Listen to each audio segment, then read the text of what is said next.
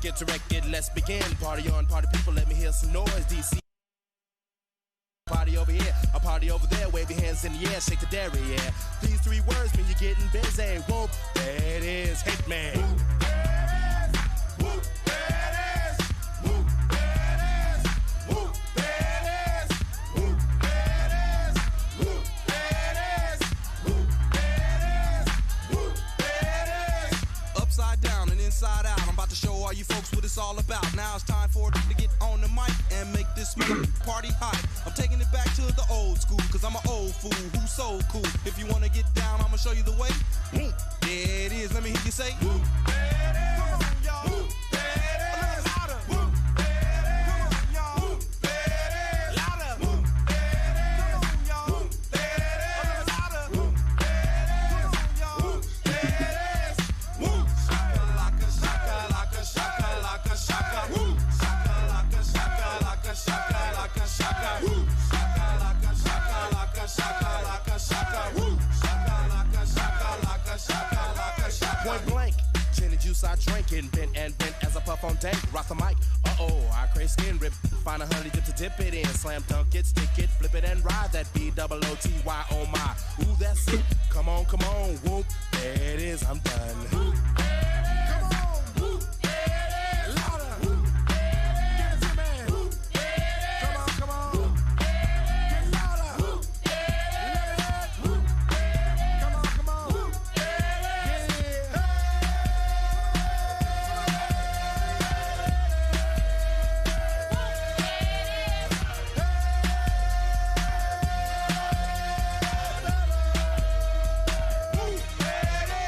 Some say I'm crazy cause I'm pushing up daisies. The underground sound that you have found amazing, outstanding, demanding, commanding you people dancing. That's a breath taker. I produce, aka The Undertaker. You wanna come down to the underground old school? Here's a shovel. Can you dig it, fool? Can you dig it? We can dig it. Can y'all dig it? We can dig it. Can you dig it? We can dig it. Can y'all dig it? We can dig it. Can you dig it? We can dig it. Can y'all dig it? We can dig it. Can you dig it? We can dig it. Can y'all dig it? W-H-O-O-M-P as I flow to the fly from the school of bowl. Hardcore, keep the folklore wreck. 3 to the 2 and 1 mic check. Mass skill blow ill on the mess of steel. That's the grill of the microphone I just killed. Party people, it's your party tag team is through. Whoop, there it is. I thought you knew. Whoop, there it is. Whoop, there it is. Whoop, there it is. Whoop, there it is. Whoop, there it is. Whoop, there it is. Whoop, there it is. Whoop, there it is. Yeah, tag team music coming straight at ya. That's me, DC, the brain supreme, and my man Steve Rowland. Bring it back, y'all. Bring it back, y'all. Bring it back. Here we go. Whoop, there it is. Whoop, there it is. Whoop, there it is. Whoop, there it is. Whoop, there it is. Whoop, there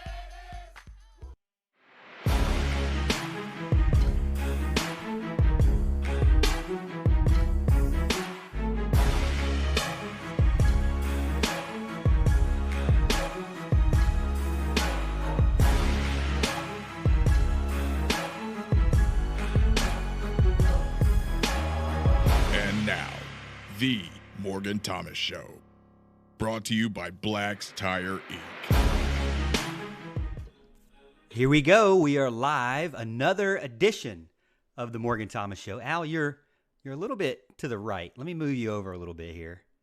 You're a little bit to the right, not centered onto the screen tonight. As you notice, our screens are a little bit different from what you saw last week. Well, really, last week completely different than what you were used to, because last week Alan and I were live at the Charleston Sports Pub, and this week, Alan, your screen is still kind of in the way here. Let me fix this. This week. I have no control over that. That is operator you really error, don't. producer error. This is all the producer here. But this week we are back in studio. Actually, we're not in studio. We wanted to show you where we really are most weeks, not at the fancy Alan Morgan studios. We are actually in our home, in our man caves, and enjoying talking Clemson football to each and every one of you every single week. There's really not a lot of Clemson football, basketball, baseball, softball, or anything to talk about. Even really, I mean, I think the only thing to really talk about is marble racing. if you've even seen marble racing, Al. If you haven't, I greatly suggest that you go check that out. But anyways, thank you so much for joining us on Facebook, YouTube, Twitter, Periscope, wherever you're checking us out. Hopefully, we're working out great for you tonight. Again, we are broadcasting in the Greenville, South Carolina, and we appreciate you watching and listening tonight. I know there's a lot of competition out there because live streaming is kind of a thing now. It's not just Alan and I doing it anymore. It seems like everybody is wanting to get in on really our idea. We invented the internet. We invented the live stream show. So everybody's just trying to catch up with us now. But we are the masters. We are the original. At least the Clemson Tigers. We're not the original either. But, we like to pretend we are. But, again, thank you for joining the Morgan Thomas Show with your host, producer, Morgan Thomas, myself, and my good friend, co-host, Big Al, Alan Adams. Welcome to the show, Al. Man, it's a good night. Look, not a lot of sports to talk about like you were mentioning before. It's crazy, man. These are just unprecedented times right now, and it hurts my heart. I mean, the Clemson baseball was in full swing. You know how much I love baseball. They had football going. The practice was going good. Basketball was trying to salvage the end of the season there in the ACC tournament, and just the rug was just right out from under us. It's just crazy because we all know, especially here on the show, that Brad Brownell was about to make a huge run in the ACC tournament. Right? It was going to be a run of ages because they'd already beat Florida State, so they could beat them again. Right. Up to it. They already proven they could win a road game against Miami, the team that they couldn't beat before. So They were on a roll. We also want to talk about the fact that pitching was going to get the baseball team to Omaha. Yeah. And literal pitching, batting, fielding, everything was, I believe, going to set up the Clemson ladies softball team as national champions for the first inaugural year. That's my honest opinion. They were going to win it all the first year. Yeah, a bold prediction. And hey, who's gonna say you're wrong? Really? I mean, come on. There's no proof in the pudding this time, unfortunately. So we're not going to be able to get to hang out with our favorite sports teams and watch them go all the way, like they obviously were all going to do, especially for Clemson. But hey, you know what? You do things a little differently here. So obviously we're going to kind of take a little step backwards in time here and kind of challenge ourselves a little bit tonight. It's going to be fun. Yeah, what Alan's talking about is let me see if my mic's working there. Yeah, what Alan's talking about is we're going to kind of go back and we're not going to really talk about the coach. I know a lot of people saw this over on Twitter and was kind of upset with me. Why would we do this? But we're going to talk about the Tommy West years. But we're not going to focus on this is a millennial's view, which Alan hates this that I say this, but this is a millennial's view of the Tommy West years because Alan and I are millennials by definition. But really, we wanted to look back at some prior teams and get a better appreciation of the present Clemson Tigers. And also look back and kind of give some props to some of those Tiger players that were really, really good that just happened to not play for that good of a team maybe, but were really good individual players. We want to give them their time to shine. So we kind of went through the Tommy West years, and we're going to kind of give you our review of it. Now, if you remember the Tommy West years, this is late 93, 94 to 98. If you remember those years as a Clemson football fan, we want you to get in. We have open phone lines, and that's 864-772-6674. So you can get in on the Charleston Sports Pub hotline, 864-772-6674, and call in. We have that open now, and we can talk about those players, those games, favorite games you remember from that time. I know a lot of people are saying, Morg, there was a lot of losses, a lot more losses than there are now, but we want to enjoy those times for sure.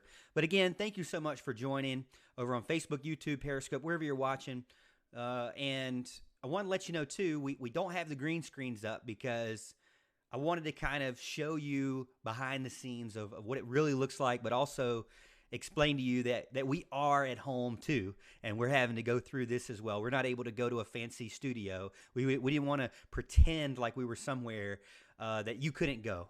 And we know that this time right now with COVID-19, the coronavirus is very tough for everyone.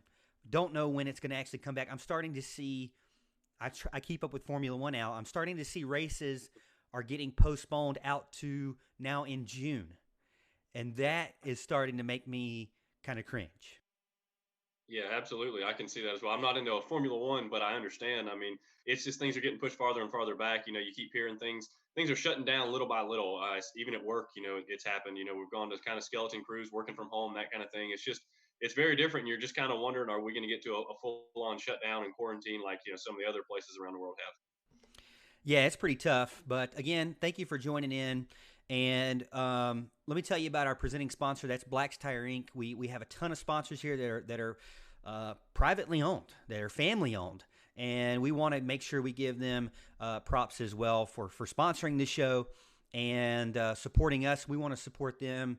I know it's tough to get out, and they may or may not be in business other than drive-through service or pickup service. We'll talk about that on some of our sponsors, but Black's Tire Inc., located in Westminster, South Carolina, family owned and operated since 1971. If you need new tires, brakes, alignments, tire repair, or just looking for a friendly professional to help answer your questions, hey, we know you might drive around, you might get a nail in your tire. If you're in the Clemson, Seneca, Westminster area, go check them out. Black's Tire Inc., 864-647-9292. You can see the number at the bottom. Again, Dale and Preston. We talked to them. I talked to them earlier. I hope that they are staying safe and healthy.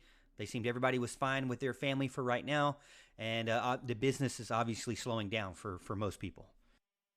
Yeah, hey, I can tell you this: they were open as of Friday because I had to go and get 3 new tires. I just bought one from them not too long ago. We mentioned that on the show. I had to get the other 3 the other day. So I mean, that was a good time. I got to go in and see those guys. So we really appreciate that. Obviously, they keep me on the road and keep me going. Yeah, for sure. We appreciate that. That's cool. I didn't know that, but cool that you did that, Al. Again, you can call in. 864-772-6674, the Charleston Sports Pub hotline, downtown Clemson, downtown Greenville. That's where we were last week. And they're also in Charleston, got a couple of locations down there in the Charleston area. And I believe they are doing pickup orders.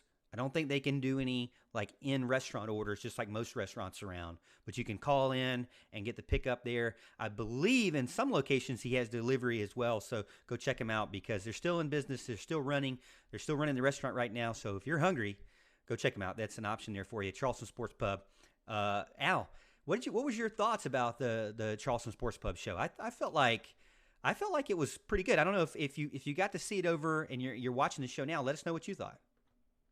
Yeah, no, I thought it was a lot of fun. I really enjoyed it. It was like we talked about. It was crazy atmosphere. It was really loud, a lot of noise, a lot of things going on at one time. But it was a good show. I mean, we were close quarters, shoulder to shoulder pretty much the entire show. We got to stand, so that was good exercise, right? But no, I really enjoyed it. I think we need to do more of that. Other places, somewhere where we can get a nice corner booth and maybe you can actually hear each other talk. That would be kind of cool. But yeah, it was a great atmosphere there for the T. Higgins signing and everything. So I'm looking forward to doing that a lot more. Yeah. Well, I think T. Higgins is pretty awesome. He's a huge dude. Pretty cool. Go check it out. Our video is on our YouTube page of the live stream there, on our Facebook page as well, on the front page. So you can check it out there. But Al, I thought that I was kind of surprised that the mics worked so well. We were really nervous about the mics and that the audio was going to be so bad. But it ended up being pretty good.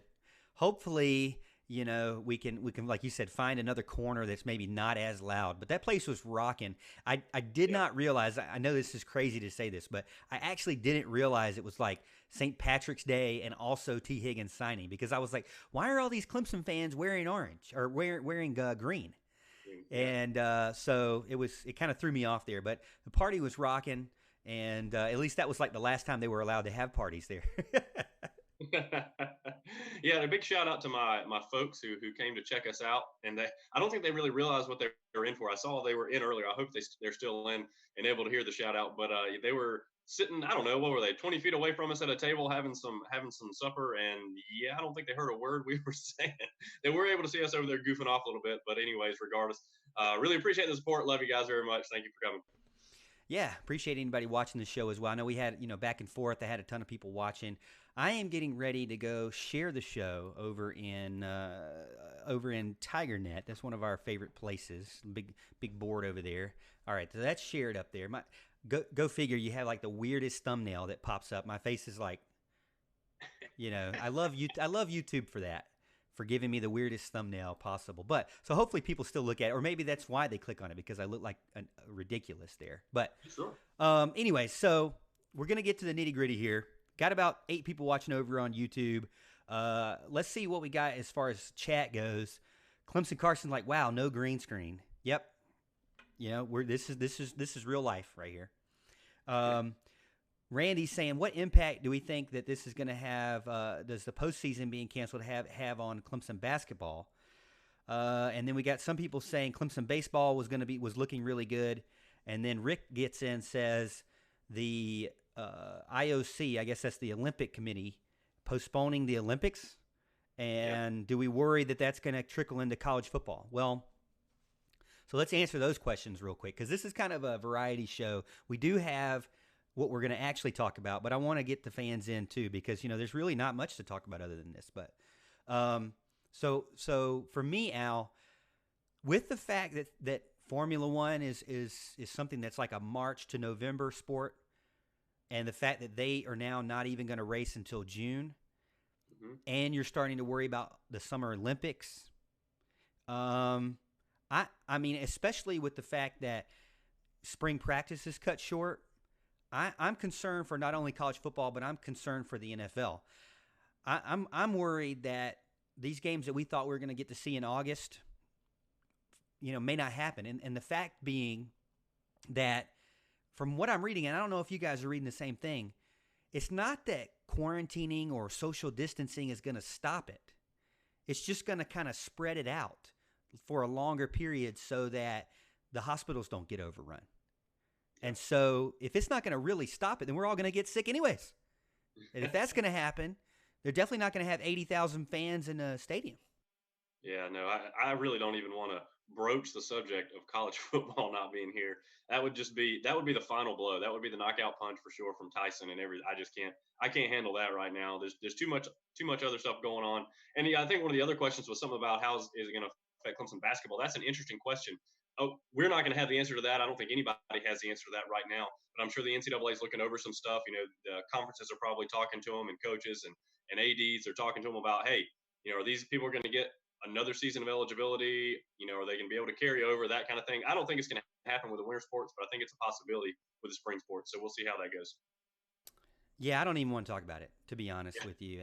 And we're talking about, you know, basketball. Marty gets in and says he wants to hear more about this historical Brownell run that we believe would have happened. Yeah, right. Well, what would have happened, Marty, is that Tevin Mack would have not ever gone cold in the tournament. Exactly. And Clyde Trapp would have missed no more free throws.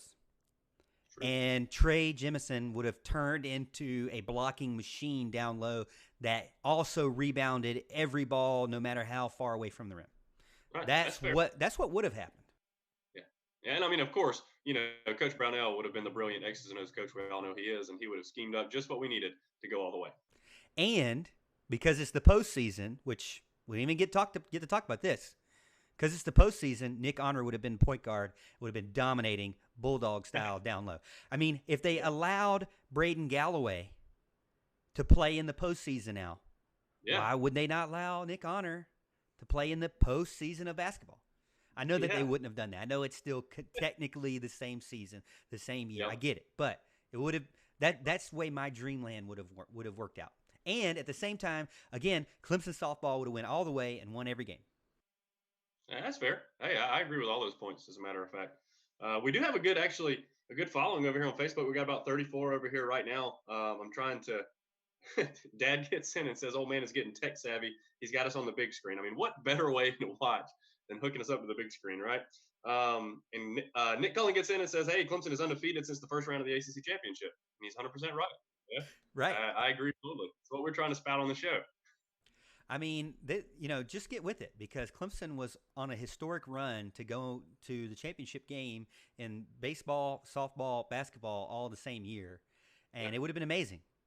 But now we are destined to watch marble racing. I don't know if you've seen this, Al, but marble racing, I'm telling you, don't forget about this. Gels, marble racing. This is great. I personally am an O-Rangers fan, which is the orange marbles. Yes. So But Absolutely. I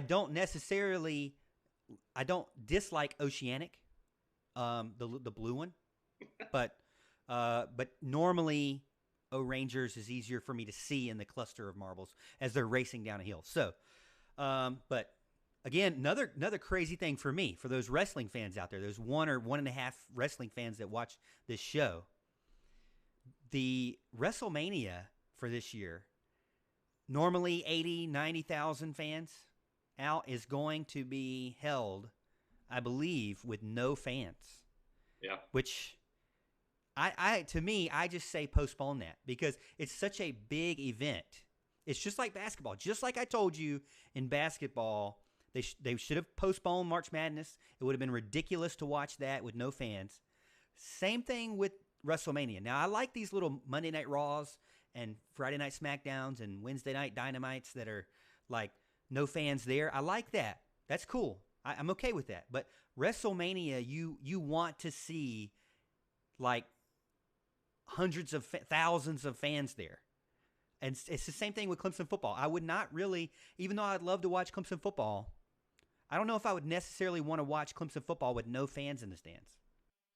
I tell you this, I'd want to watch it regardless. It would be different, and it wouldn't be quite as cool. Obviously, this is well documented on the show. I've talked about several times. It's all about the roar of the crowd for me. But yeah, if it means Clemson football with no fans, sign me up. Okay, if it's football or no football, I'm taking football every time.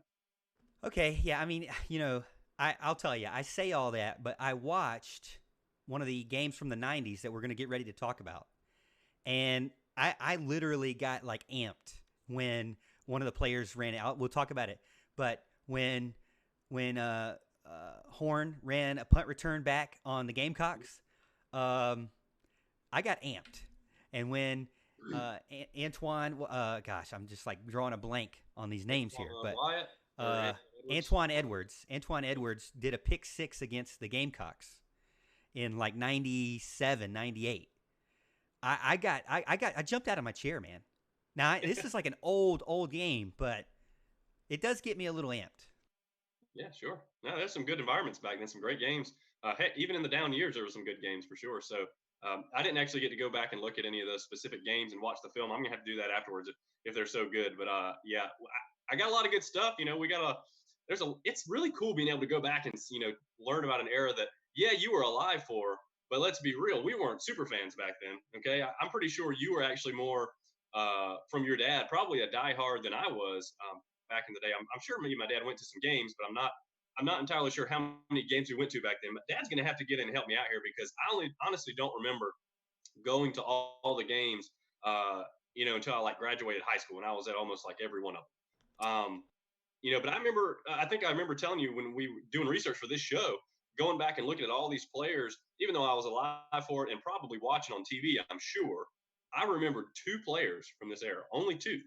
And remember, and when I say two of them, there are more names that are familiar.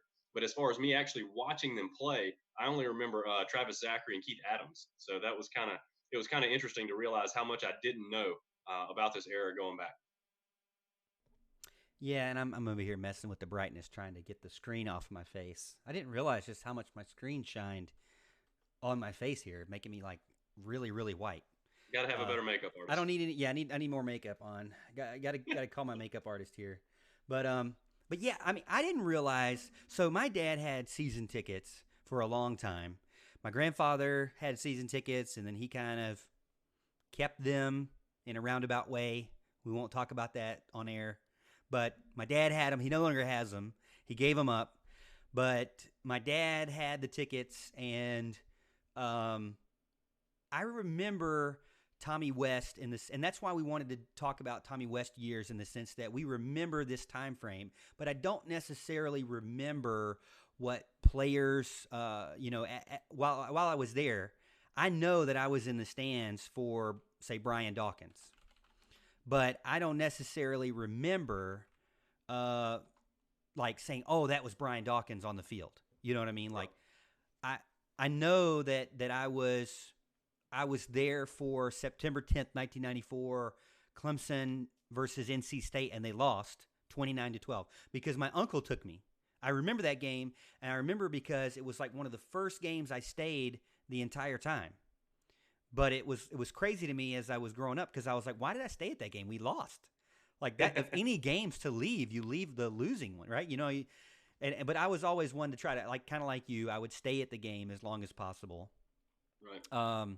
But I remember the '94 era. Kind of that's where I started watching, and so that's why I said, Al, let's do a show about the Tommy West era. Talk about the play, not necessarily about the coach, Right. but talk about the era, and that really kind of you have to start back with, and again, this is from our point of view. We're in our early 30s. We were in elementary school and maybe middle school when this era was going on. And a lot of people are like, oh, Tommy West, ugh, why would we even want to talk about this? But there are a lot of players on this team, on his teams, that deserve a lot of credit. And in a lot of sense, Tommy West recruited some players that are household names for Tiger fans that have been fans longer than the Dabo Swinney years. And a lot of people are like, oh, man, you need to enjoy this because the Dabo Swinney years is not how it's always been. Well, that was another reason why we kind of wanted to go through it because we remember it's not how it's always been. And we want to talk about how it used to be and kind of give thanks to those players that came before. Because I think sometimes I get kind of weirded out when they say, well, DeAndre Hopkins built this. Or Taj Boyd built this. Or C.J. Spiller built this. I get it. It kind of helped build the Dabo Swinney era. But for Clemson University as a whole, even these guys, the 90 guys, didn't build it. There's a long history of defensive players that have come through the Tigers and wore that uniform that deserve kind of that respect, I believe. So I kind of try to stay away from this person built this or built that because, if it hadn't been for Brian Dawkins, would we have ever had maybe DeAndre McDaniel? Who knows, right? Right. So it hadn't been for, I want to say Raymond Priester, but I don't know if Raymond Priester had any effect on C.J. Spiller, but maybe it did. Who knows? But like I said, there's kind of those building blocks are there, and it really starts with, I think, Al, to give it credit, you have to tell people who don't know. Let's say you're a fan. This is who we're talking about. Fans who don't know. To give credit to Tommy West, you have to understand that he was an assistant coach for Danny Ford. He was a linebackers coach for a lot of years in the 80s. And then when Danny Ford got let go, we won't get into, man, I'm telling you, I looked up a ton of stuff on why Danny Ford was let go because he had a lot of winning seasons, Al. But we won't even get into that because there's a lot of drama around that. But they hired Ken Hatfield. Everybody hated him. The saying was, Howard built it, Ford filled it, and Hatfield killed it. Okay, so that was the saying. Brutal. And then the same president who fired Danny Ford decided, okay, I'm going to win the fans back and hire Tommy West because he's an assistant coach. He's from that tree. So I'm going to hire Tommy West. Everybody be happy with me. And that's kind of where we got in. He took over in 1993 and coached the bowl game against Kentucky, which they won 14-13. The Peach Bowl in Atlanta. My dad says that he went there and it was like in the old Georgia Dome. But I didn't really research that because that was kind of not his first year. His full first year was 1994. And so when you were looking at 1994, give me some of your thoughts on the 94 Tigers. Mm-hmm. What are some things that you saw when you were looking it up? All right. Well, first of all, I do want to get in and tell you this is kind of what we're looking for. Bill Lanham gets in here, our man from Four Paws. Okay, he gets in here and he's on the comment line. He's saying Hatfield left the cupboard pretty bare for Tommy West, and Tommy West was a very popular choice to replace Hatfield, and I think that's kind of the sentiment among most Tiger fans, at least at the time. And this is kind of what we're relying on. We got to be delicate in the way we say this, but we need our more seasoned veteran Tiger fans get in and help us out with this show, okay? Because they were watching more than we were. They were more diehard at this time, okay? So they need to come in and help us out with these kind of comments and nuggets, okay? But during the 94 season, I mean, he had he had a rough season. He had the cover was bare, like they said. He went 5-6. I kind of think we went through these seasons looking for several things. We were looking for their best win, worst loss, and best player on offense and defense. I believe it was kind of the way we were gonna kind of organize this show. And my best win, it was really funny to look at these things because you'll go down the list and say, okay, well they won here, here, and here, and then you're like, wait a minute, I barely remember Clemson. How do I know if Wake Forest was a good win back in the day or whether Duke was a good win back in the day? This is crazy. So you had to look up every individual game, every other team's record that was played. Basically, for '94 season, I ended up saying the win at Chapel Hill. That was their number one win. They won 28-17. I saw that, or their worst loss to me, home versus South Carolina. They got drilled 33-7. Yeah, I mean, really, if you ever lose to South Carolina, that should be the worst loss of the season. If we're just being honest with everybody, but that was it for this season. Best player on offense. Okay, look, there were some tough things to look at here. The stats weren't kept quite as diligently back then as they are now. That's for sure. That was tough, especially on defense. Trying to look up some stats and things. I put the best player on offense as Antoine Wyatt. He had 75 rushes for 256 yards and a touchdown, 30 receptions, 282 yards and a touchdown. I think it was kind of his dual threat ability that made me choose him. This was a fun thing to try to do and try to comb through all these stats. But I believe it was the quarterbacks that year just didn't really overly impress me with their stats, so I went with this guy. In the best player in defense, I went with Dexter McLeon. He had 4 interceptions. And again, I text message you, hey, are you finding anything about sacks or anything from these guys? And you're like, nah. So, I'm glad we were in the same boat when it came to all that because I couldn't find a lot of stats. And 4 interceptions was really the only justification I could give for picking Dexter McLeon. But he was obviously a big name. Tiger fans know him, so that was a solid choice in my opinion.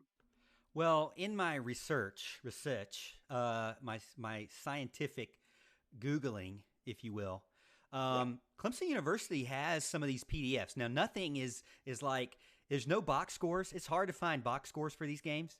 Right. Like you said, it's hard to find anything other than offensive stats for these games. Mm-hmm. You can get rosters, but getting a depth chart, good luck. Well, thankfully, Clemson has a depth chart. So, but when you look up their 94 team, it says their 93 depth chart. I don't understand why that is, but if you look at their depth chart, you had Jim Bundren, who awesome left tackle, by the way. He's actually been on our friend Mark Childress' show, The Ring, and got some great feedback from him. I believe he's still in the Clemson area, Clemson, South Carolina, upstate area. Will Young, left guard. Trevor Putnam, center. I don't know if he's related to a Will Putnam. I don't know. Glenn Roundtree, right guard. Dwayne Morgan. Morgan's a great name. Right tackle. Stephon Wynn, tight end. Antoine Wyatt, as you said, was the split end, which now we call wide receiver. Right. Patrick Sapp, starting quarterback, which, by the way, we know Patrick Sapp. He's still in the area. He is a prominent figure for Clemson football for a long time, really. He played in the NFL, but started out as a quarterback, moved over to linebacker. I think that's a pretty cool thing to do. And according to, he interviewed with Mark Childress as well, and he said, hey, I'm kind of done. I knew that playing quarterback was not what I was going to do in the NFL. So he told the coaches, hey, I need to move over. And he ended up being great on defense as well. And they needed it for sure. Emery Smith, fullback, who is Emmitt Smith's brother, which my dad always told me that. He was, that's Emmitt Smith's brother. But he's a lot different player than Emmitt Smith. Emil Jackson, but also Raymond Priester came in there, and Pegas, I think, was his name. Let me see if I can get it right. Lamont. Huh? I have no idea how to pronounce his last name. Lamont Pegas, I think, is the way you say his name. Now Bill can tell us if that's actually how they say it, and Al Kuhn maybe can tell us. But and then you had Darnell Stevens, who was a good defensive end there, kind of linebacker defensive end. Lamerick Simpson, Carlos Curry, Marvin Cross, Wardell Rouse, a good rushing linebacker.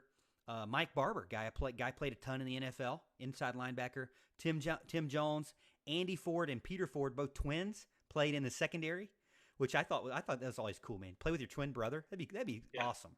As awesome as it'd be play with you, like a friend. I could only imagine playing with like your twin brother on an elite team. Well, a good ACC, a decent ACC team, right?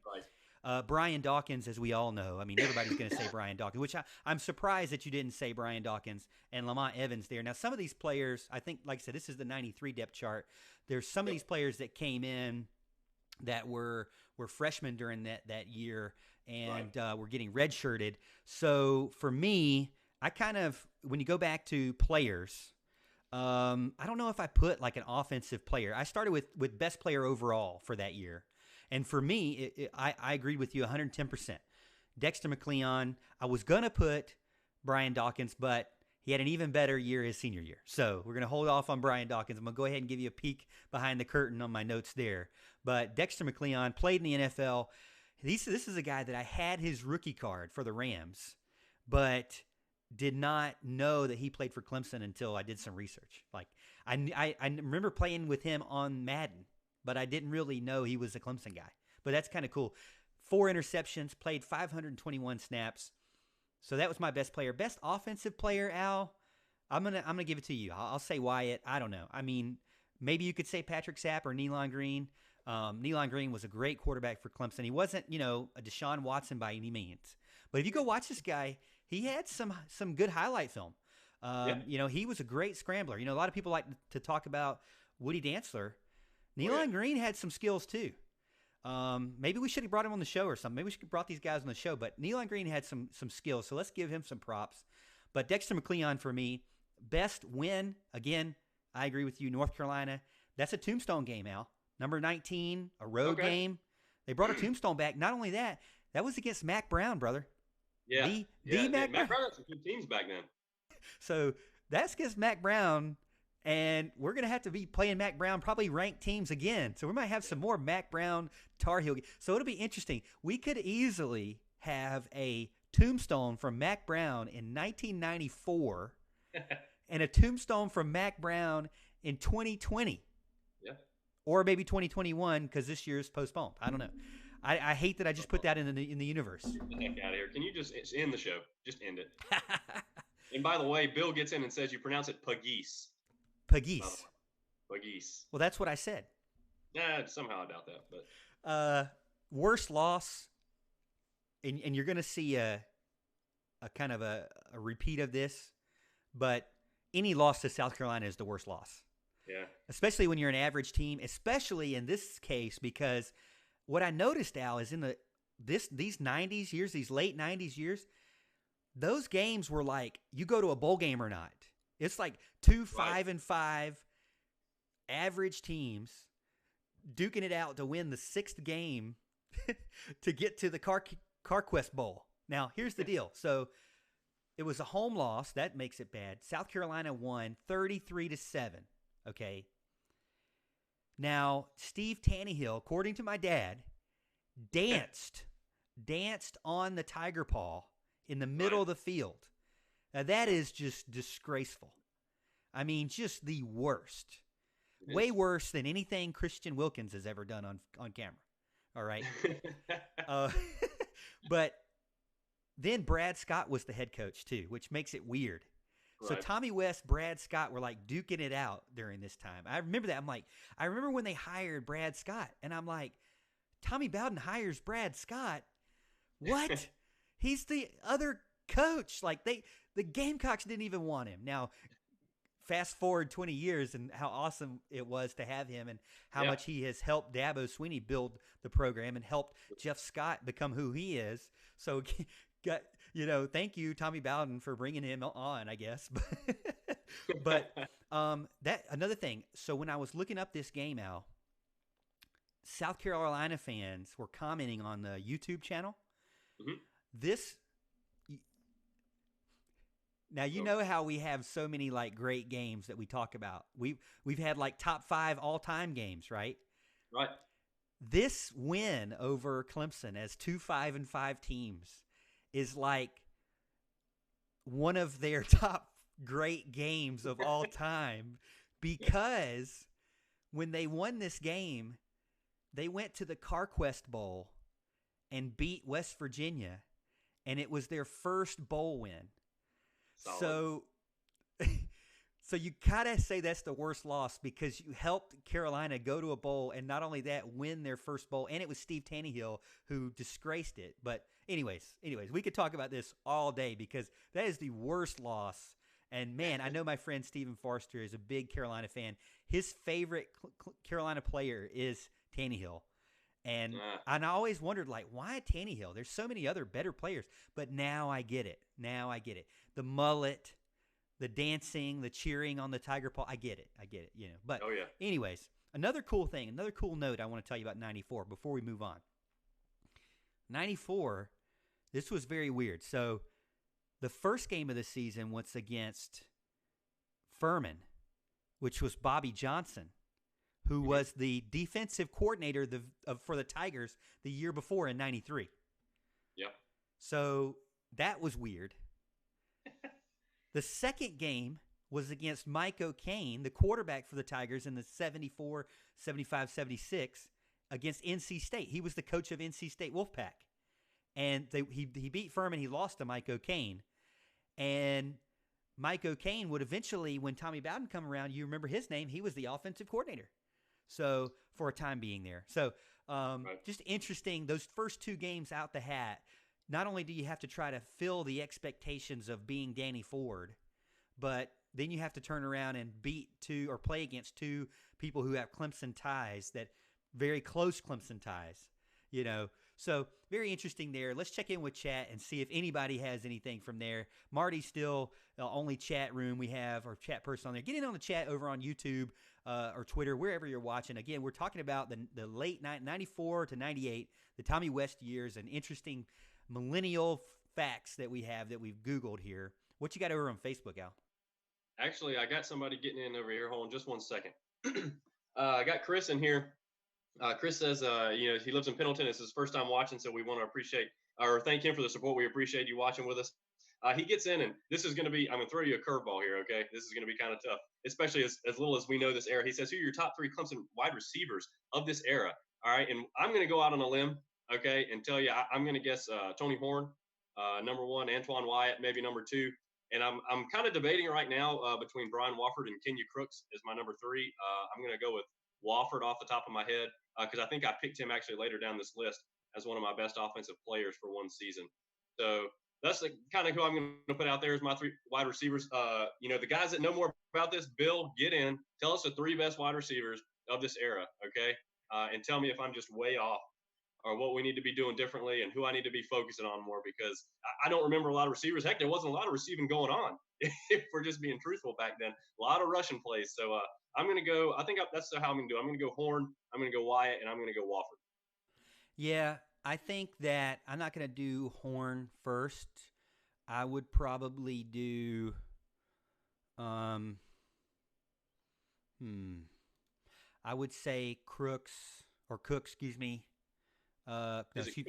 Crooks is right. Sorry. I would say I'm looking at it now. So Bill gets in and says Henry Guess. He's a current Clemson football video analyst. Was a wide receiver in '94 and '95. Chris is. I think Chris is a little confused. Chris gets in and says Watkins, Hopkins, Renfro not on your list. This is during this period. We're talking about the Tommy West years right now. I thought you meant of the era we were talking about, not of the current era. Apologies.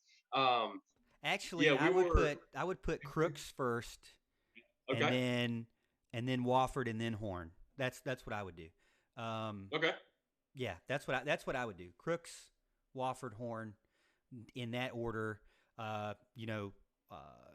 Wofford, Brian is no longer with us. He passed away in a motorcycle accident in 2012. So, obviously we hate that he's not around to watch the show or be on the show with us. But I think he was a great wide receiver.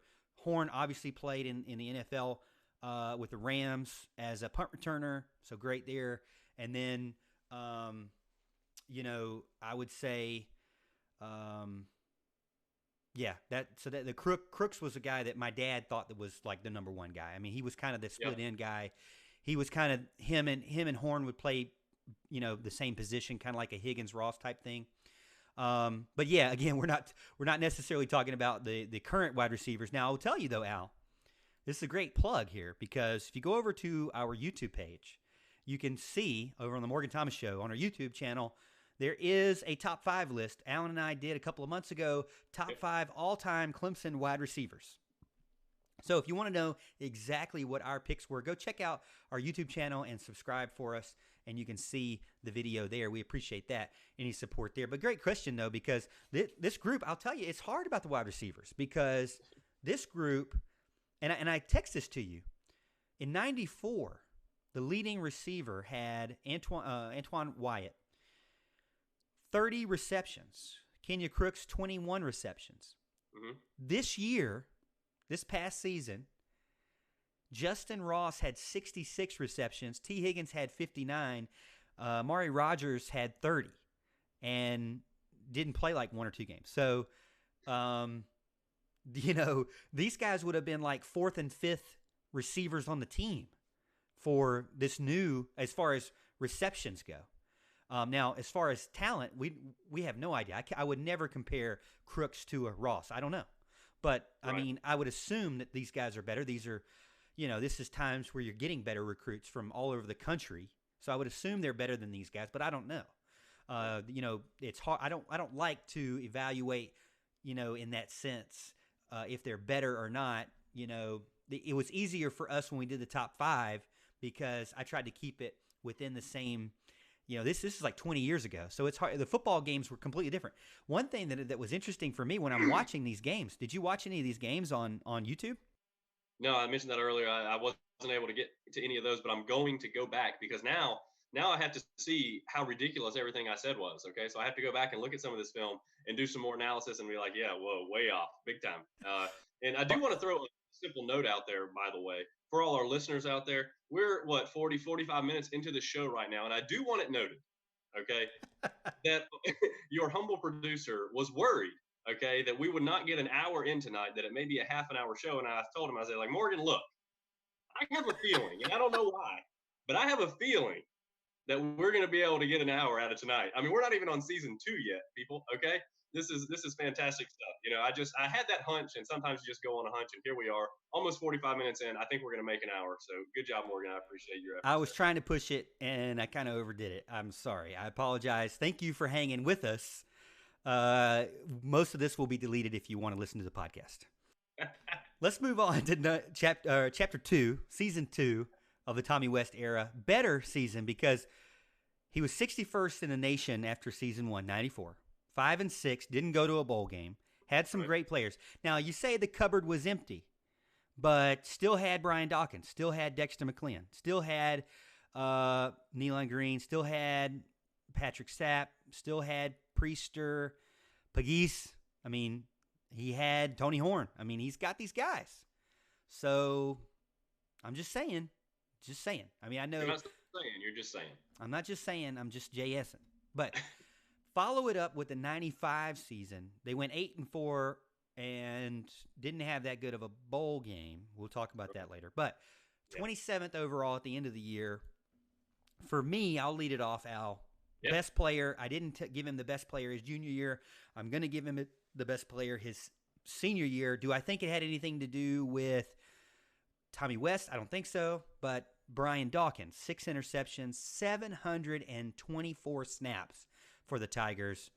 So I'm picking him as far as, and then again, this is Clemson 1995. So this is world champion Atlanta Braves year. All right. This is how far back we are right now. Yeah. Crazy. But Nealon Green is a starter there.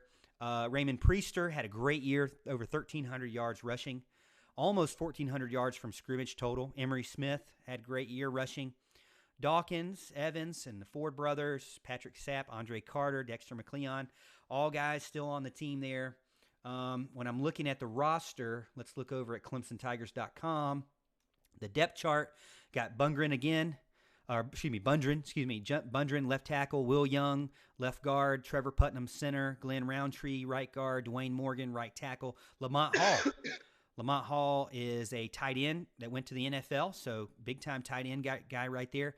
Kenya Crooks, Tony Horn, both playing the split-end position. Nealon Green, quarterback. Raymond Priester, Lamont Pegues, and Antoine Wyatt, flanker, and Steve Suave. I don't know.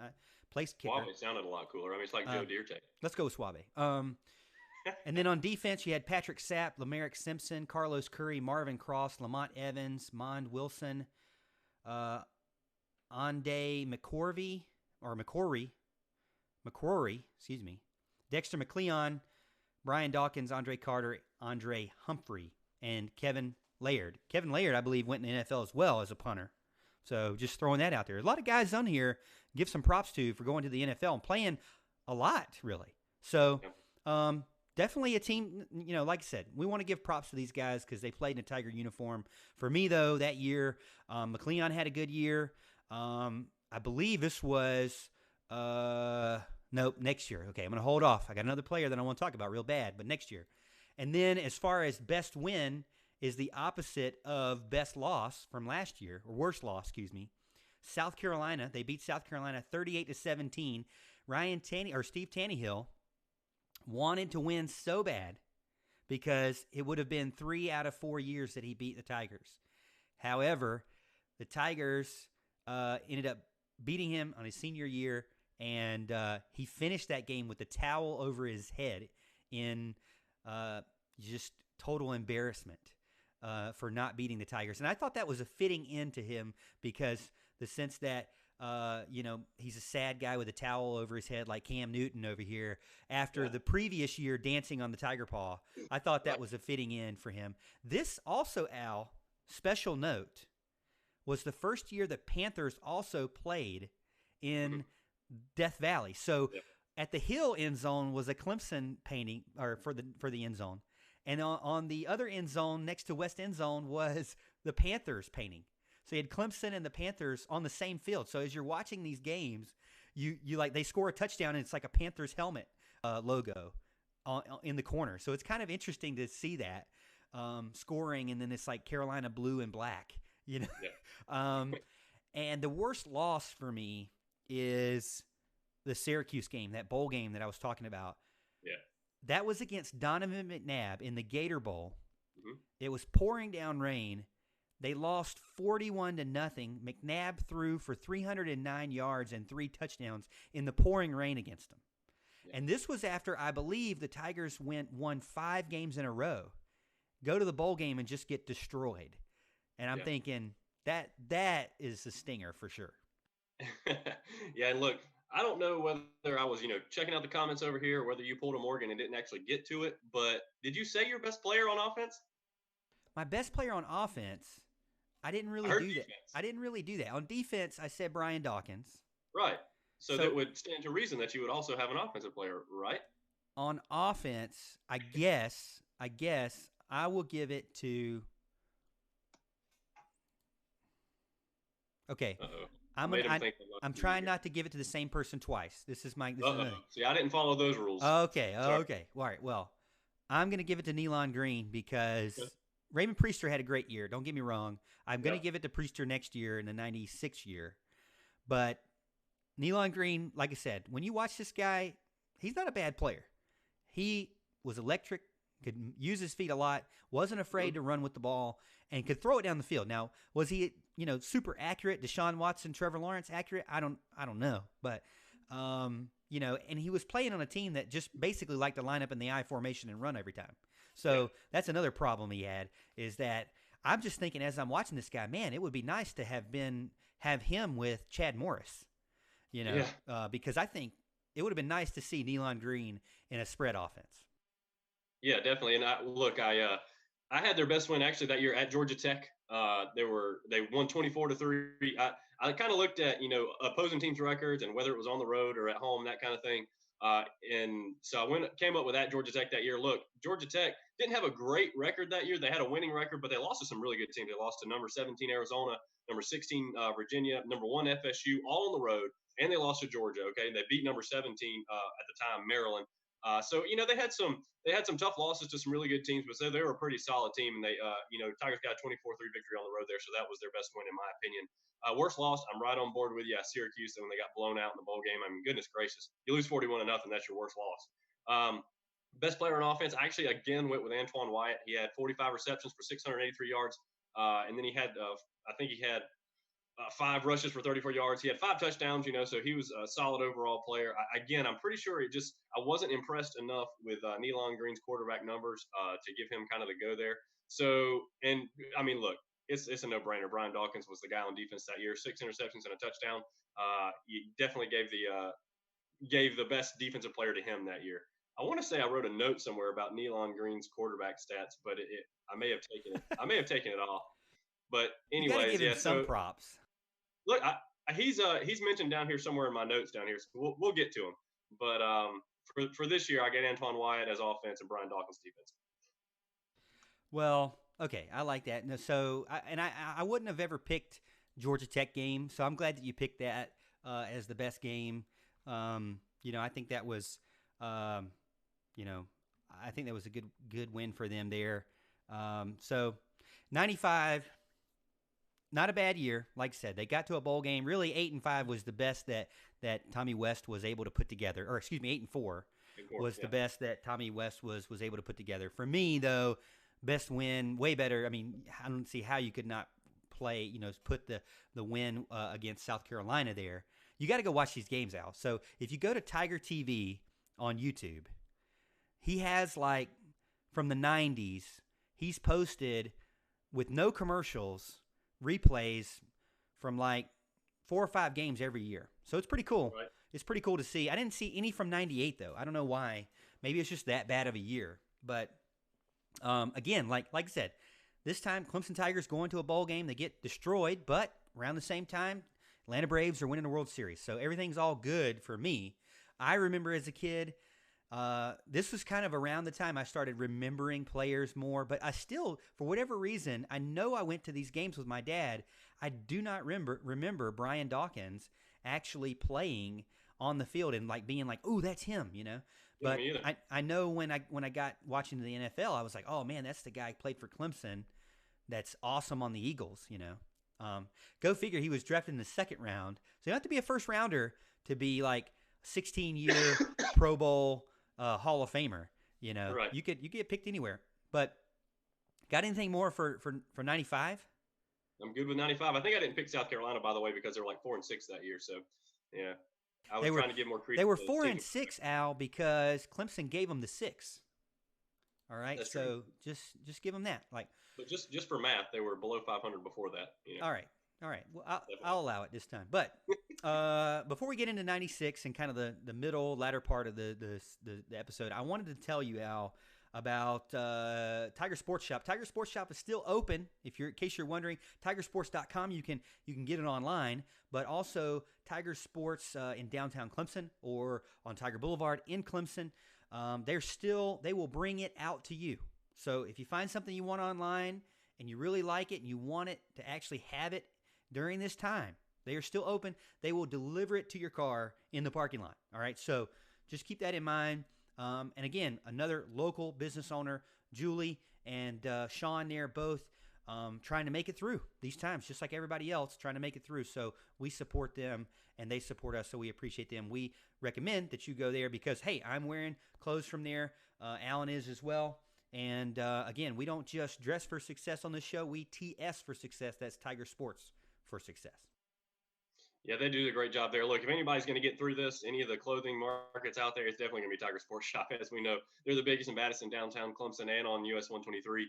I have an old Cutter and Buck polo on right now. This is actually an old one. They probably don't sell this one anymore, but it's a really nice polo. It's one of those kind of breathable golf polos that I really like to wear. So look, you can get all kind of stuff like this. They're always coming out with new designs. They're really pushing their Tiger Sports Shop branded apparel right now. So you want to check that out. It's the same quality apparel for a more affordable price. Like Morgan said, you want to contact Sean and Julie and check them out and tell them Morgan and Alan sent you. And I want to tell you about something else as well, Al. Something that I kind of showed you during our live show. If you didn't get to watch our live show, go check it out. It's over on our YouTube channel, Facebook page as well.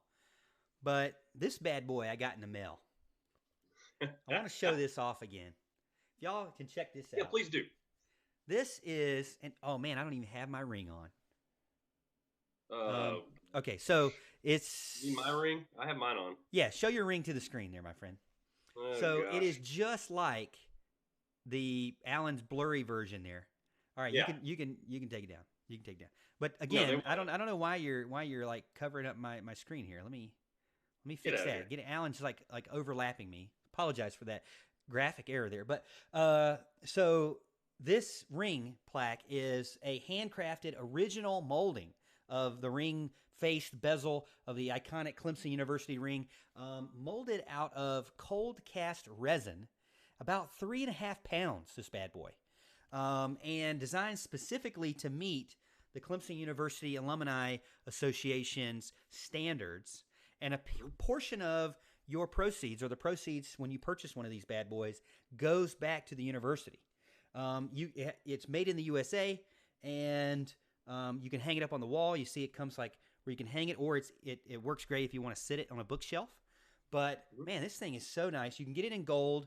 You can get it in white, just like you can on your normal ring. And you can also get whatever year you want. And they hooked me up with an 18 because I graduated with my MBA in 2018. Long time coming. I know, Al, you were at 2009. Yep. But, I didn't get a chance to get 2009. I would have loved to have that. But 2018 works for me because I'm so proud of my ring, my real ring that I got, that when they said, hey, they want to partner with us and let us, kind of sponsor them, or us sponsor us, them sponsor us, I was like, yeah, all for it. Let's check these things out. And I love it. What do you think, man? Yeah, look, here's the thing. I remember right now, first of all, let me state first and foremost, they're sponsoring you. Okay. They're not sponsoring me because I don't have one yet. All right. I haven't got one. I remember holding it and it being like a substantial weight. So this thing is the real deal. Okay. It's really nice. But I have to remember that because, again, and I hate to say this too much, but I don't have one yet. The producer did not think enough of me to get me my own. Okay. So we're going to hope that he gets me one in the near future because they're pretty awesome. Everybody loves the Clemson ring. It's a really cool design. It's an iconic design. They had a statue made of it outside, some of their offices in Clemson. So it's really cool. It's a cool deal. Glad they're part of what we do here and glad they're on board. And hopefully that I can get hooked up with one soon. Al, they only had one left. Whatever more. All the 2009s were sold out. I'm sorry. But maybe one day. But we appreciate that. You can, and if you want to check it out, so the link, it's easy. You don't have to go to the website. It's creativereflections.com, but the website link is in every description on our show going forward. So you can check out the description in this video, or you can check it out. I just posted it over on our Facebook page. So one of our first posts over on our Facebook page is the link to the site. You can see that. We have a little ad that I put up there, a video of me unboxing it. My wife, Audrey, filmed me as I'm unboxing it there, but you can go in and purchase it from the website there. Great for any Clemson grad or, Clemson, yourself or family member, to check it out. So support them. Again, they can ship it directly to you, so you can check that out as well. We appreciate them sponsoring or being a part of the show and being an affiliate with us as well. All right, so where are we at? Chapter number 3 now? Yep. Chapter 3. 1990, where we at? 1996. All right, so I've got the same. I got the wrong bowl game. I guess they did go to a bowl game here, but so 1996. I'll let you lead off. What's your thoughts on 96? All right, so 96. They went 7-5. So just a tick under what they went the year before. Best win I have at Virginia. Okay, number 15 Virginia at the time. We won 24-16, so that's a pretty solid win in an otherwise mediocre year. Worst loss I have at UNC to another one of those Mac Brown teams. Now, Mac Brown was 10-2 this year. Okay, so Tar Heels were a solid team, but that's brutal. 45-0 in an opener. Goodness gracious, that is not the way you want to start off a season at all. So I definitely have that as our worst loss. Best player on offense. Finally, Raymond Priester comes into the picture. Okay. Raymond Priester had 257 rushes for 1,345 yards, 6 touchdowns. He also had 15 receptions for 115 yards and a touchdown. So good all-around player, killing it. Russian wise, Raymond Priester. Everybody knows Raymond Priester if you're a Clemson fan. On defense, this is where we got to a guy. I'm pretty sure he was on our all-time list. Anthony Simmons. This is one of the hardest hitting, most physical players ever in Clemson football history. So he was my best player on defense. 178 tackles. Okay, All-American, first team All-ACC. And he was named. What's funny is I saw he was named the starter after 5 practices, which was really cool. So Anthony Simmons, got to have him a lot of love there. I mean, again, Clemson fans know his name. They want another Anthony Simmons on the field right now. We're on the same page here. on a lot of things, and I'll Okay. say so. Let me pull up the roster for 96 here. Take down 95 so I don't get it. So see, now this is the alphabetical roster is all they give you over at ClemsonTigers.com. Thank you, ClemsonTigers.com, for nothing. But let me so if I pull up SportsReference.com, maybe it'll give me a roster here, or at least give me some statistics. Here we go. All right, so you have Nealon Green starting quarterback. Brandon Streeter was a backup. He got in one completion this year.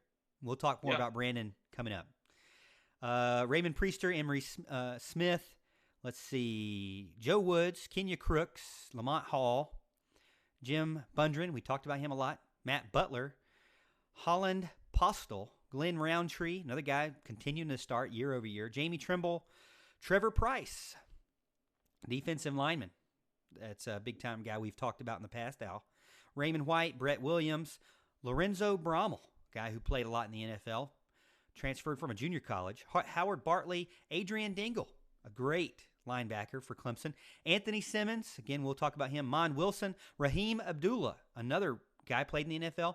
I told Mark Childress this, O.J. Childress. It must be cousins or something, but O.J. Childress, another guy who played in the NFL a little bit.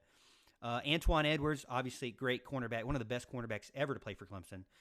Andy and Peter Ford, and then Dexter McLeon, again, another great cornerback. They had some studs back there at cornerback position and some studs at linebacker. And by this year, they had some pretty stout guys on the defensive line as well. So you can't really complain about the defense at all. Now, the offense, on the other hand, it was Raymond Priester and then no one, really. I mean, if you think about it, I mean, you look back at these games, and it's I formation and then three runs and punt, basically, most of the time. So it's not really that fun. And if they were going to pass the ball, more often than not, sometimes Nealon Green ran the ball. But Green, let's see, he had 190 yards rushing, I guess because Raven Priester and Emery Smith kind of took over that duty this year. But Nealon Green had 1,400 yards passing, so not too bad.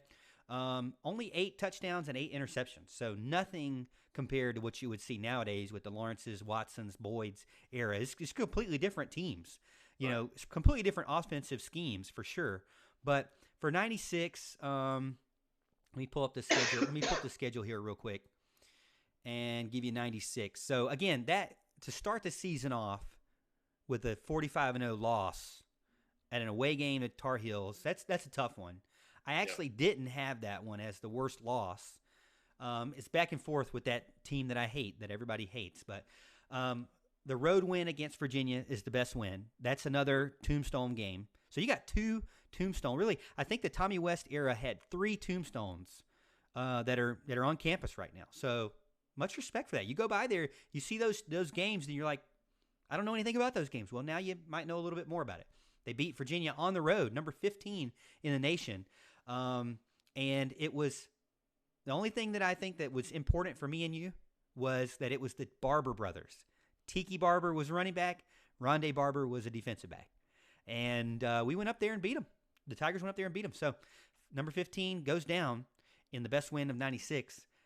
They were 7-5 overall and lost the bowl game to LSU, but the worst loss was South Carolina because the LSU game was, to me, very competitive. And it was a bowl game, but South Carolina, 34-17, with 6 minutes to go, try to come back. All right, 34-17, 6 minutes to go. Fans are leaving. They almost come back. Freaking Nealon Green and Raymond Priester and Tony Horn almost bring it back to 34-31 with like a minute to go. They stop them on defense, Al. They get in field goal range, and I won't name the kicker's name, but he missed the field goal wide left in the west end zone, wide left, in order to tie the game. So they had a chance. They were down, but they had a chance and couldn't do it. So, you know, almost, you know, it was a tough loss there. Anytime you lose to South Carolina, I can't really give you any props for that. So that's my 96 overview. Best player for me, Raymond Priester. That's when he had 1,345 yards, like was the best until Wayne Gallman came around. Right. So he held that for a long time. And then 1,460 yards from scrimmage. So Gallman beat that. And then, as you know, Travis Etienne beat that twice. Yeah. And then on defense, Anthony Simmons. So me and Mark Childress were talking about this earlier today. Mark Childress was just now getting married around this time, and he got season tickets, and he remembers Anthony Simmons. And my dad and you talk about Anthony Simmons all the time. But Simmons, in his freshman campaign, 178 tackles in 12 games. Now, I'm not a math guru, but I got a calculator.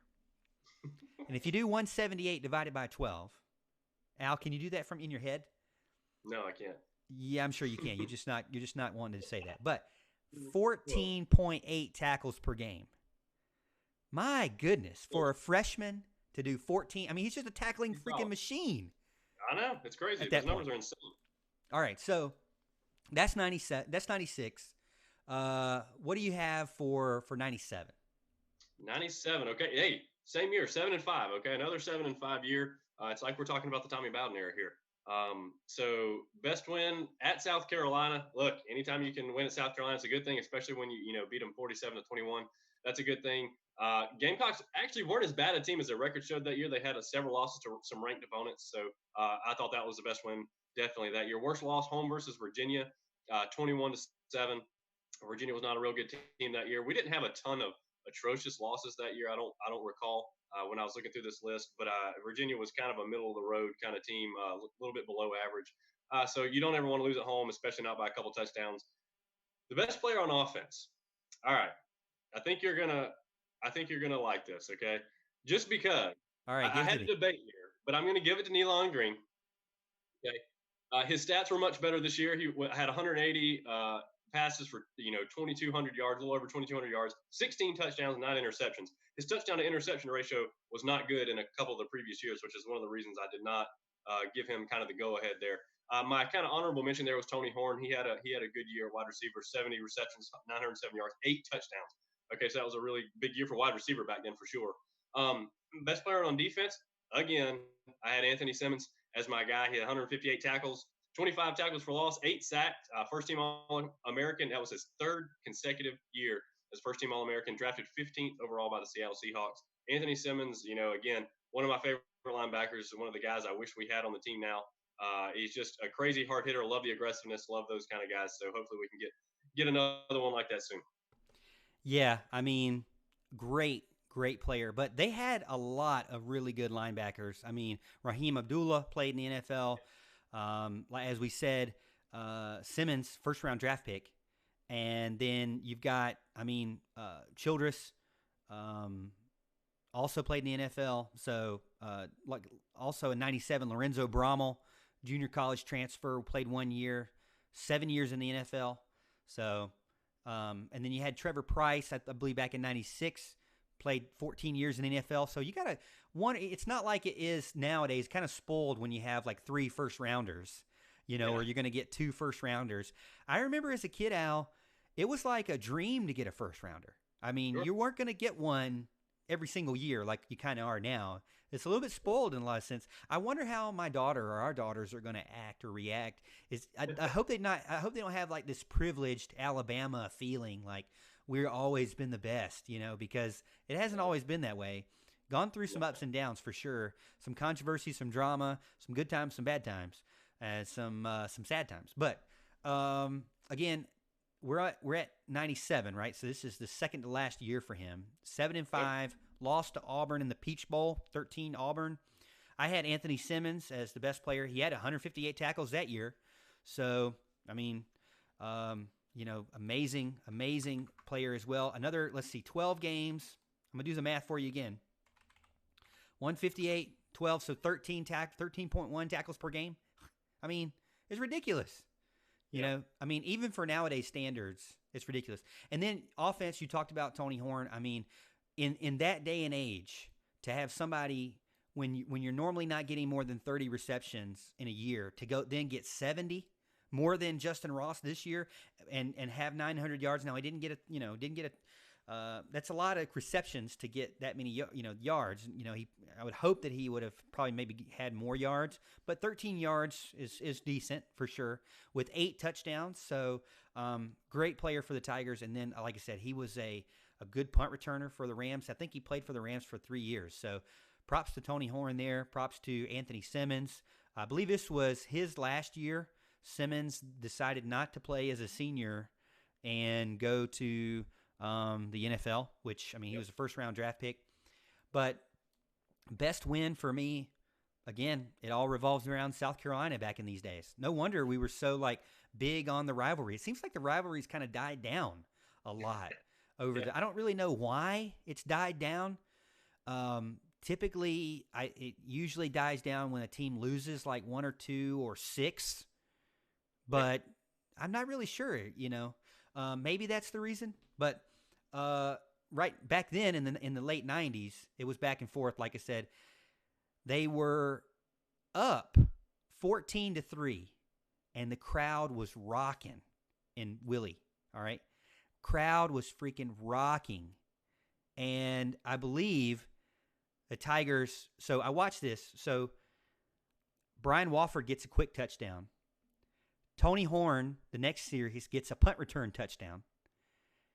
And then Antoine Edwards gets a pick 6 touchdown. And basically the crowd goes from rocking to dead silent.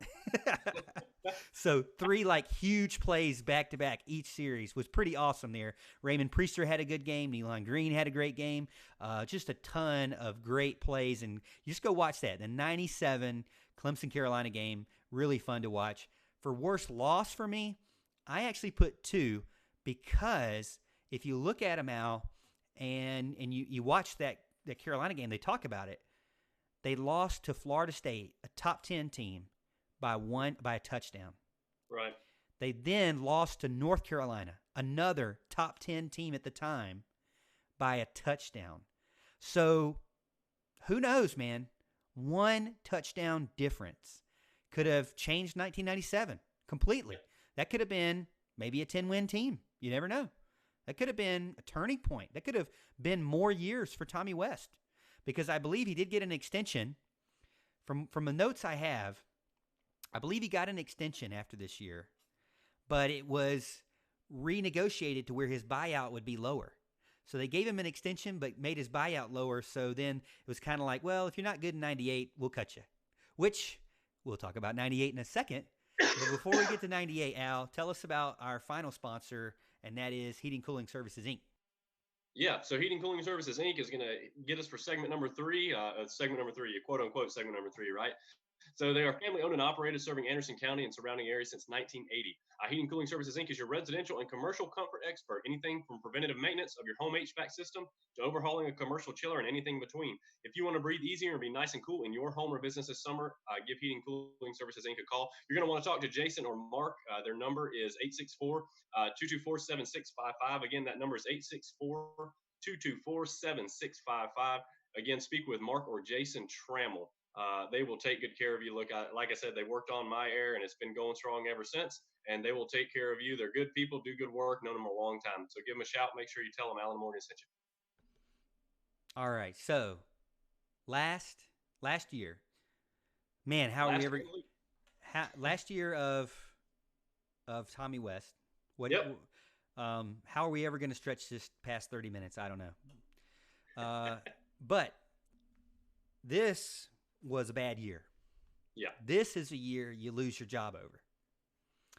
So you beat Furman, come out starting the year off strong, beating Furman. You come off of a decent 97 year. Like I said, they almost won a couple of good games.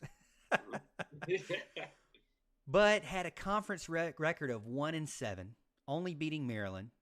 Went 3-8 overall. Finished 81st in a league with 112 teams. So 81st overall, 3-8 overall record. Schedule. Let's look at the schedule here. You've got Furman. They won. Lost to Virginia Tech. Lost to number 10 Virginia. Lost to Wake Forest. Lost to North Carolina. Win against Maryland. Lost to number 6 Florida State. got zeroed out against Florida State and Virginia Tech, by the way. Lost to Duke by 5. Lost to North Carolina State. Lost to Georgia Tech 22. And then at the end of the year, put a bow on it and beat South Carolina to finish off strong with a 3-8 record. So I feel like you might know where I'm going with my best win. Yeah, I'm probably the same place I'm going to be. So there's not very many wins to choose from. I'm not choosing Maryland, and I'm definitely not choosing Furman. So I'm going to choose South Carolina, beating 28-19. I don't have any notes on this game at all, but I do have notes that they had solid linebacker play. I wanted to give props to O.J. Childress again, Raheem Abdullah, and what's the other guy's name? Dingle. I want to give props to those guys because they played their hearts out for the Tigers during these years, and they were some pretty stout guys. Antoine Edwards, still a great player, best defensive back in the country, they said during the Carolina game that I watched. So he was a pretty stout guy. Let's just put it that much.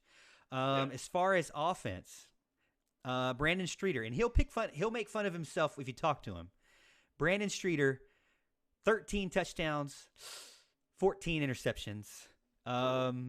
This, as Woodrow Dantzler is getting started. So talk about Tommy West.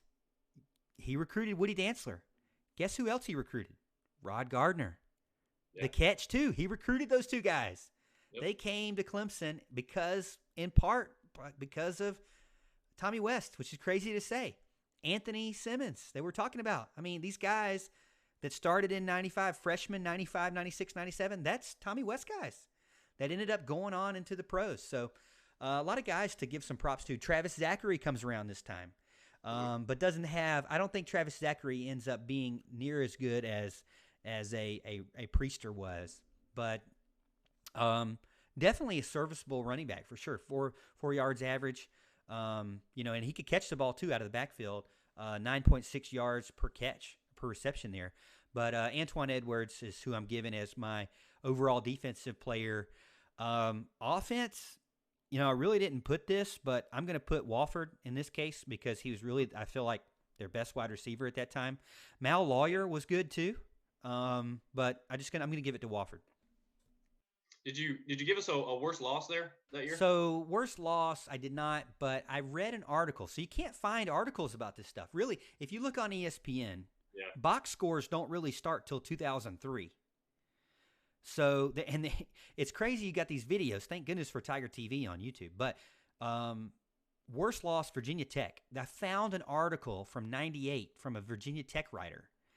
And the way he writes, Hokie fans were just as surprised as Clemson fans because Clemson fans were coming in thinking, this is going to be, this is a make or break year for Tommy West. This is going to be, they were excited about it. They were ready to go. They felt like they had a good defense. And, Brandon Streeter was somebody they felt like that was a good passer and good pocket passer guy. He ended up having a lot of interceptions, unfortunately. But they came out and beat them 37-0. And it was the first game at home, first big game of the year at home. They had another game at home against, I guess, Furman or Western Carolina or somebody. Let me see before they had Furman. So they played Furman a lot back then. But first big game of the year, and this is when Virginia Tech's in the Big East, by the way. But 37-0. Hokie fans were just as shocked as Clemson fans that it was such a blowout. I had some stats here. So Streeter, Clemson as a whole against Virginia Tech that game, 31 rushing yards on 31 carries. Ooh. Streeter finished with 4 interceptions. Ooh. He's a great coach. But yeah, so I give the Virginia Tech game the worst loss, best win, South Carolina. That's fair. Look, Clemson did not have any wins to choose from that year, and that's why I went with South Carolina as well. I mean, they just beat nobody good, plain and simple. Worst loss, I actually gave them at home versus Wake. They lost 29-19. Wake was a bad team; they were 3-8. And I mean, again, it's a home loss to Wake Forest. It just doesn't sound good at all. Honorable mention, I went with Virginia Tech, like you said, 37-0. But Virginia Tech, good team that year. They went 9-3, so that's why I didn't make that the worst loss. Best player on offense, I'm going to agree with you here. Brian Wofford, 35 catches for 535 yards, 5 touchdowns, and he did have a rush for 18 yards as well. And what's funny is I said in my notes, Streeter did okay, but he had about 50% completion. The 13 touchdown to 14 interceptions. I got him confused with Nealon Green as far as touchdown to interceptions that I was talking about. But what we really need to do is get him on the show and talk about his rushing yards that season, because he had 44 carries for negative 10 yards. Okay. So we're going to, and I think we both know most of those were probably not actual rushing plays, but still, we're going to need to talk to him about that, get him on there and have a few laughs about that for sure. Plus, best player on defense, I went with you as well. Antoine Edwards with his 2 interceptions. One of our good players as well, great player of that era. So I'm all with you. We kind of agreed on most of this stuff except for the worst loss, and your loss was in my honorable mention. So I'm with you kind of across the board there in his last season. It's hard to get. You're not going to get a coach as they're the coach, so we'll have to wait till he retires. We'll have to keep doing the show till he retires. He's never going to come on the show. Oh, come on, you have that kind of clout. He's never going to come on the show until he retires. Let's just put it that way. But I didn't even see this. 44 for -10. So every time he tried to rush the ball, it was 0.2 of a yard backwards. But somehow he has a touchdown. So there was one rushing attempt in there that was good. Now I want to know about that good rushing attempt. That's the question. Yeah. Let's see if I can dig into this here. So rushing touchdown. Okay, his one rushing touchdown that year. So he had 2 rushing touchdowns actually. In 97, Allen, he had four attempts for 28 yards, 7 yards per attempt, and 1 touchdown. So 97, he was way better of a rusher. 96, he had a touchdown. There's no way I'm going to get like per game back then. It's going to take me forever. I'm backing out. I'm backing out. I'm going to get lost in the tunnel here in the void. But yeah, so Brandon Streeter, we love him. He's a great coach of quarterbacks. He's a great offensive coordinator too, but maybe he'll get his shot. But I would say that as a quarterback, let's just say he doesn't need to be coaching the running backs, is what you're saying. Let's just say I'm glad Woody Dantzler was recruited, because we both love Woody Dantzler a lot. Yeah.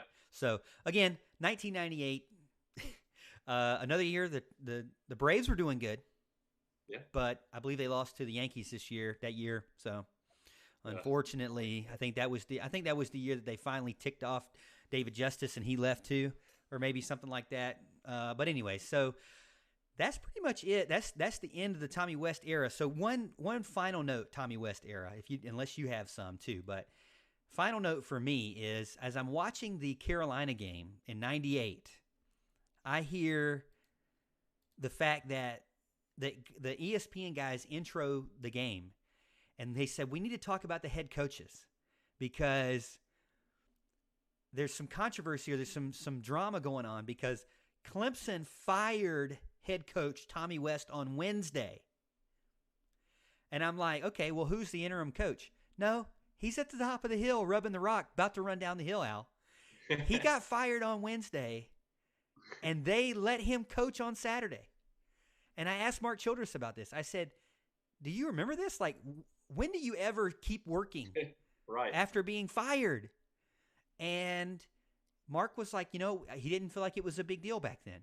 He felt like back then it was just like you kind of work out your contract kind of thing. Yeah. And I'm like, that's got to be so awkward. Now, I'm watching the game, and Tommy West is like in great spirits. He's just smiling, And I also read somewhere where at this point, when Tommy West was hired, going back to when he was hired, Clemson was still paying Danny Ford. They were still paying Ken Hatfield. And then they had just started have to pay Tommy West. So they're having paid 3 coaches when this guy started. Yeah. Here he is getting fired on a Wednesday and still coaching for the team on a Saturday.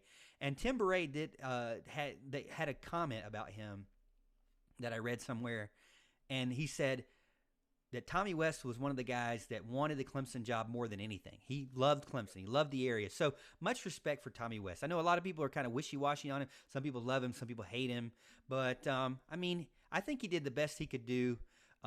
You know, back then, you really didn't see the spread offense. So you can't really blame him for sticking to that I formation pro style.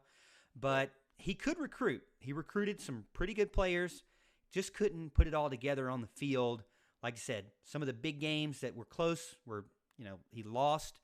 And then some, like we talk about Tommy West years.